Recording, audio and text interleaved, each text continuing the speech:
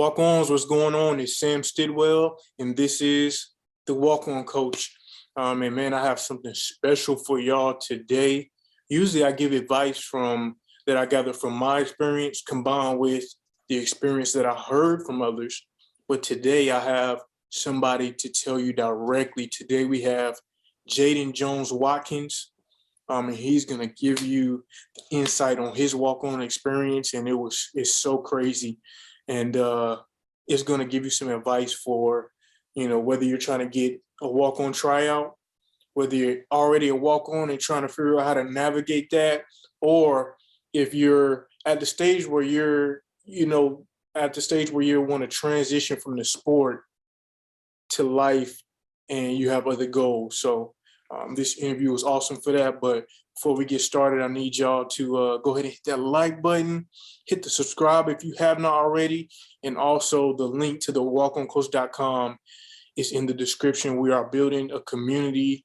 I want to be here for all the walk-ons, and I want to create a space where walk-ons can be served because we are the underserved. So go to the walkoncoach.com, link in the description, and put in your name and your email so we can stay locked in. And I got a lot more things we're working on. So let's get to the interview. First of all, I just want to thank you for having me. Honored to be the first guest on the show. So yeah, we can get it started. My name is Jayden Jones-Watkins. Like you said, I play football at the University of Illinois. I've played for 2 years now. I kind of got a unique story, but I'm originally from Fisher, Illinois, which is just about 15 minutes outside of Champaign. So the University of Illinois was kind of always my dream school. So yeah, that's a little bit about me. Okay.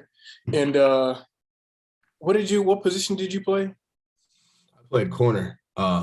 So growing up, like my entire life, I played offense. I was always a running back. Like I said, I went to a small school. So when you're kind of like the best athlete on your team, you're either probably a running back or a quarterback. I feel like at least for small schools when there's not a ton of athletes, because you got to have the ball in your hands. So yeah, I played running back all the way up until I walked on, and then they're like, nah, we're low on corners. Like you got to go over to the other side of the ball. Okay. Yeah. And I asked that strictly for the audience because I was definitely at the games. Okay. Looking over for number 37. So Yeah. but yeah, so I guess being at the season kind of just ended. How you feeling? You feeling relieved, or you like, dang, I wish it was some more games? I think it's one of those, for me at least, right when it ends, it's kind of like, oh, like get relaxed for a little bit, but then like a week later, you're like, damn, like, I'm gonna miss that for me because I'm a senior, so it kind of hits you all at once. Like, that was my last time competing, like for a real sport with referees. Like, yeah, you can go play pickup or whatever, but like for football, like you're probably never gonna play again because there's not a lot of pickup football leagues. You know what I mean? So Right. yeah, it was a pretty emotional experience, with that last season ending. Yeah, I agree. I've been looking for semi-pro teams and arena teams local. Okay. And I know there's a team in Bloomington, but I Yeah. know they kind of have on and off season. So yeah, like you said, it's kind of hard. Like Right. I haven't been able to really touch the field since college. But so just for everybody, Jayden, he is a walk-on. Now he has a crazy story of how you got to walk on tryouts. So can you tell the audience how you got your tryout? Yeah. So like I said, super unique experience. I'll take it back to when I was coming out of high school. So when I was a senior in high school, I wanted to play basketball. Like basketball was my baby. I put all my effort and time into basketball. And, I only had like some D3, like one D2, I think. And I ended up going to a D3 school in Naperville, Illinois. If you're familiar, it's called North Central College. Okay. I was there for their first trimester, and I was just like paying way too much money for school. It's a private school, no scholarships. And I had a conversation with my dad, and around the same time, the University of Illinois announced their free tuition for if your parents make under, if your family brings in a certain amount of income, you get to go for free for 4 years. So to me, it was kind of like a no brainer. Like, Mhm. I'm paying all this money. Let me just go to the U of I, my dream school, for potentially free. So what I did was, when I transferred back home from North Central, I went to Parkland College, which is our community college in Champaign. And I'm going there for my sophomore year. And so this is kind of where the story starts. One night, I'm at one of our bars in town, and I'm there with my friends. I'm trying to pick them up so they can, they're drunk. I need to drive them home. I'm sober. And on my way out, I lost my wallet on my way out of the bar. And I didn't even realize I lost my wallet. Actually, I don't. The first time I realized I lost my wallet was the following day, because I got a phone call, and it's from this guy named Jake Zwig, and he's like, "Hey man, I got your wallet. Come up to the Smith Center and pick it up." Which, the audience probably isn't familiar. The Smith Center is the university, like it's our football facility. Mhm. And like, while I'm on the phone, he's asking me, he's like, "How tall are you? What's your weight?" I'm like, in my head, I'm like, okay, like he's probably just asking me this so that he can match up the information on my ID to make sure it's actually me. You know what I mean? But Mhm. then he starts asking like what my 40 time is and stuff. I'm like, bro, like I'm just trying to come get my wallet. Why are you asking me? You know what I mean? No. So then I finally get there, and he's like, yeah, man, when I searched your name to give you your wallet back, I found your Twitter so I could reach out to you, but I also found your high school football highlights. They popped up. And he's like, I'm really impressed by them. Like, once you get to the University of Illinois your junior year, I'd like you to try to walk on, or I'd like you to walk on. I didn't even say try. And this was during COVID era, so everything was kind of weird. Coaches weren't allowed to meet with recruits, which technically I wasn't a recruit, so it was kind of like a gray area. Mhm. But as time kind of progressed, this was December of 2019. So as things progressed, he ended up inviting me to, it was like all very low key. Like, he invited me to a high school. He's like, I just want to see you run a 40. I want to see you move. I want to see what you look like in person again. And everything there went well. I ran a solid 40. Like, it was literally just me and him at the field. It wasn't anybody else. I think I did 2 other drills. I think I did 3 cone. I think I did, that's the L drill, right? Yeah, I know what you're talking about. Did the L drill Yeah. and probably a couple other things. And then he had me take my shirt off, actually, which I thought was kind of weird. And he like sent a picture to one of the recruiting guys. But then from there, it was like smooth sailing. I came in fall camp, and everything got started. So yeah, super, super weird story, but I think everything happens for a reason, and you know what I mean? I'm glad that happened. Absolutely, man. That's a crazy, crazy story. Like I said, I heard a little bit before, but not that much detail. So you said you did your 40, you did the L drill, Yep, yep. you did a couple other drills. Was it like high intensity to where like you needed to be like in great shape, or was it just kind of slow? So after that night that I met him up at the Smith Center, and he said I would pretty much be able to walk on, or have the opportunity to walk on. I started hitting it hard. Like, I started running. I was already lifting every day, but I started lifting way harder, um, because that tryout didn't come till like 3 months later. So I kind of just had to stay ready, because there was no like official date. It was just one day. It was like, hey man, like meet me up here. Let's go do it. So luckily, I stayed ready. Um, and it was a pretty laid back environment though. Jake's a very chill dude. Well, he's not chill. He's like an ex Navy SEAL actually, but he's like a laid back guy. Like, he wasn't gonna be yelling at me during the drills or anything. So, but yeah, to answer your question, it wasn't like super super high intensity. I just had to make sure I stayed ready for it. Okay, man. And I think the most important thing you said there is stay ready. Yeah. And that's kind of how we have to think about it throughout the whole season too. Like, stay ready. You never know when your number's gonna be called. So, Right. um, so once you walked on, um, did you have? You said you didn't really intend to walk on, but the opportunity presented itself. Right. So once Yeah. that So happened, did you end up making like having any goals? Like, okay, you want to, now that I have this opportunity, I want to reach this point in college football or beyond, like any goals beyond. I think when I got in, my first goal was to get on a special teams unit. That in my head, I was like, if I get on a special teams unit, I can prove myself there, then I'll be able to get on the field and, potentially compete for a spot at corner. We did have a pretty talented corner room at the time. I don't know if you know Nate Hobbs. He's with the Raiders right now, balling out. And so he was in our room. Tony Adams, who's about to go to the draft, was in our room. And then some other very talented guys. So, when I came in, I was like, obviously like last on the depth chart. I was actually the only walk-on corner at one point. I might have been the only walk-on DB at one point. So to me, it was like try to get on special teams. That was my first thinking. Mm-hmm. Okay. Yeah, I didn't know about Nate Hobbs. Yeah. That's crazy. But okay, so you set the goal of getting on special teams now.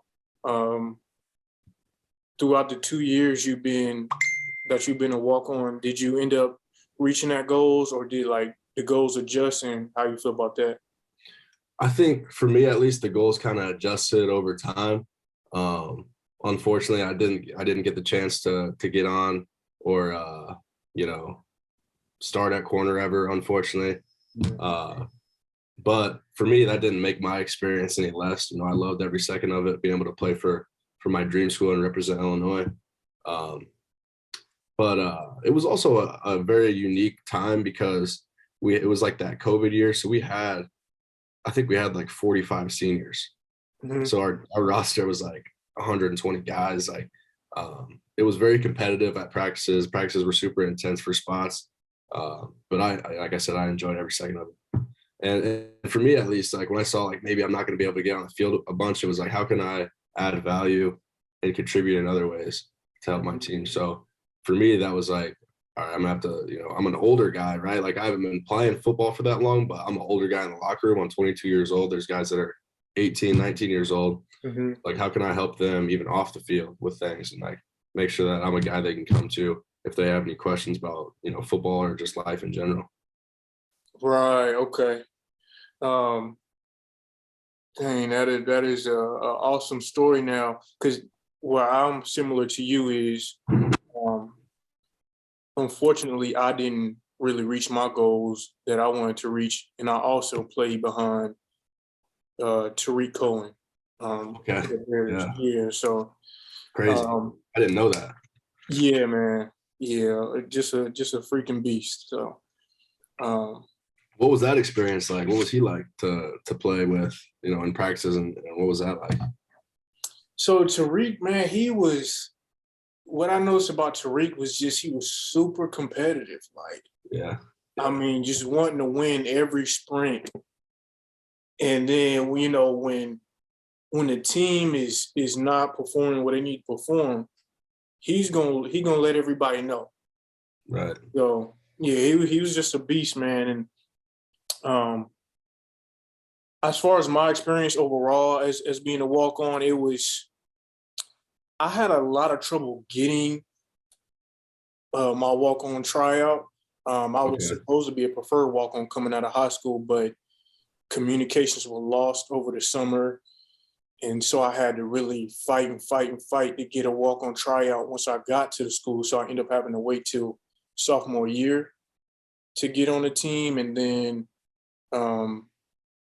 just working hard as hell, like I still do now.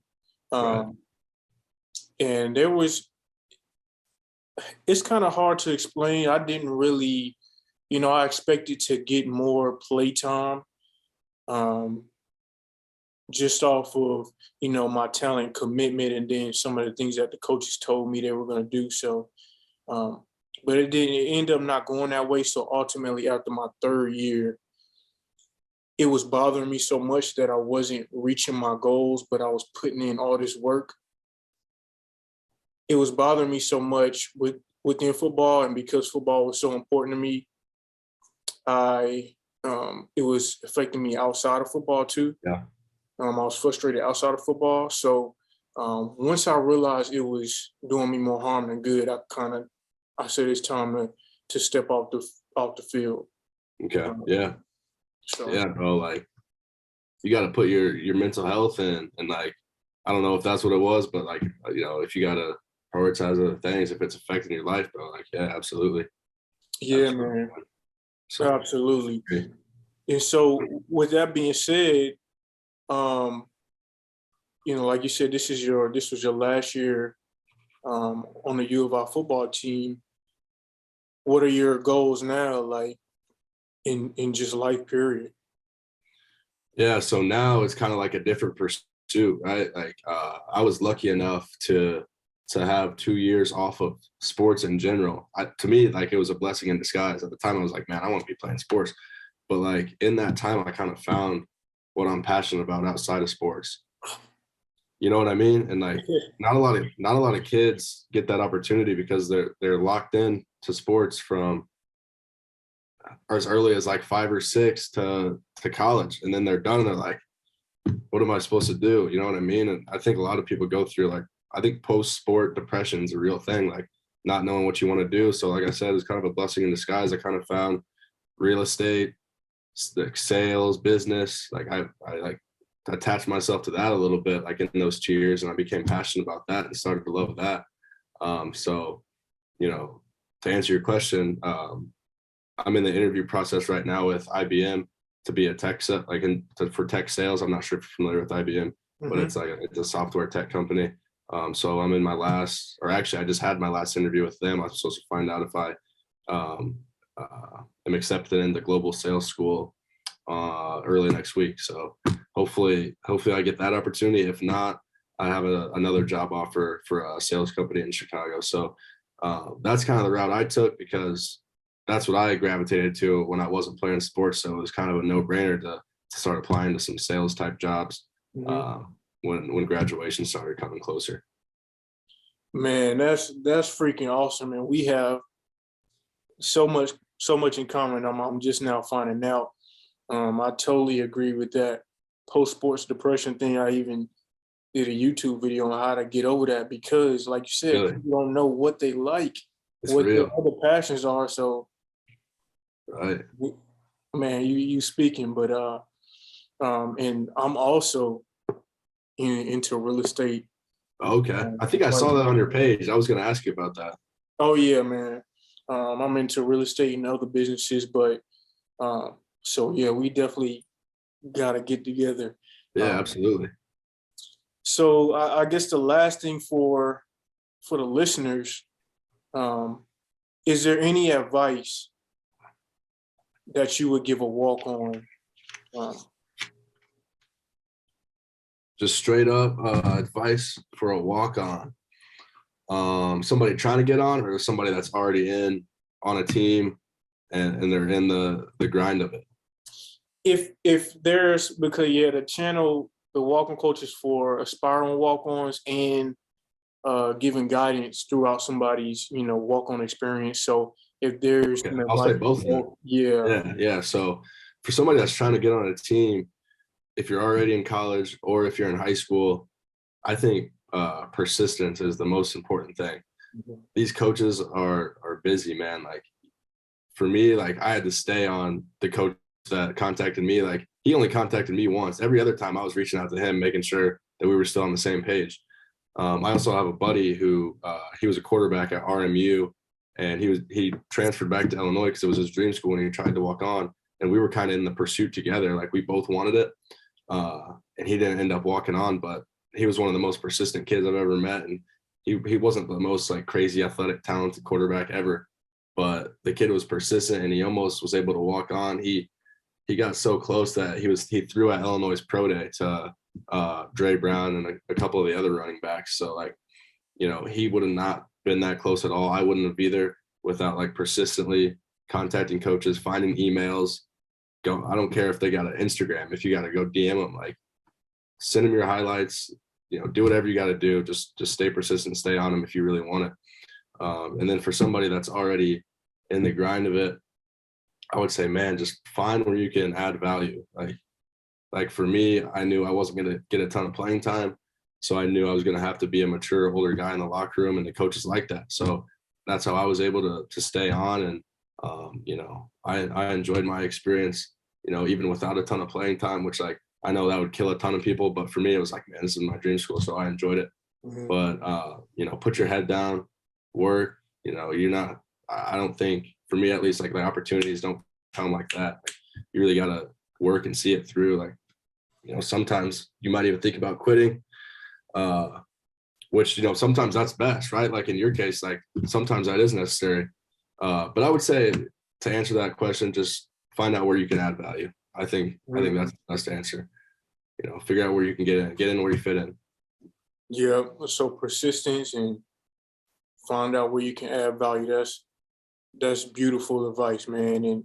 And one thing I forgot to say too was uh, the walking coach is also for those transitioning from the sport to life, and everything you said is like it applies to the sport and life perfectly. So, And man, yeah. I really appreciate it. How can the listeners find you on social media and things like that? Yeah, so I'm probably more active on Instagram than any other social media platform. So I'd say go follow me there. Jaden JW, Jaden JW. Other than that, Twitter is Jaden JW with a underscore after it. Facebook's my full name. So yeah, reach out if you got any questions for me. I'd be happy to answer about walking on, or like you mentioned, the post sport thing too. Like I'm pretty passionate about that. So if you got any questions about that, like just hit me up. Awesome, man. So y'all heard it, man, directly from Jaden's mouth, man, and it was perfectly said in my opinion. So um, thank everybody for coming to the Walk On Coach. I appreciate y'all tuning in. Drop some comments, leave a like, hit up Jaden. He just offered y'all some free mentorship, which is crazy. Absolutely. So thank y'all for watching the Walk On Coach.